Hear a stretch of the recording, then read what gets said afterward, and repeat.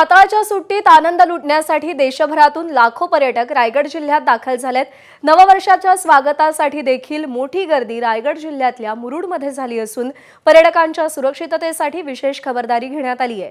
मुरुड हे रायगडमधील पर्यटनदृष्ट्या मोठा आणि जास्त किनारा असलेला तालुका असल्याने इथे काशीद, नांदगाव, राजपुरी समुद्र किनाऱ्यावर पर्यटकांनी तुफान गर्दी केली आहे।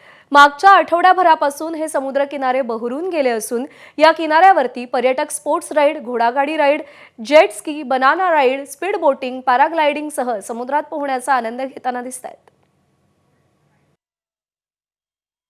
इथे आम्ही समुद्र किनाऱ्यावर फोर्ट बघायसाठी आणि इथे बीच एन्जॉय करायसाठी आणि मुलांना नक्कीच नॉनव्हेज म्हणजे फिश इथली खूप प्रसिद्ध आहे ती खाण्यासाठी आणि मुलांचा खूप आग्रह होता की आम्हाला समुद्रकिनारी जायचंय तर आम्ही हा स्पॉट निवडला। खूप छान वाटलंय।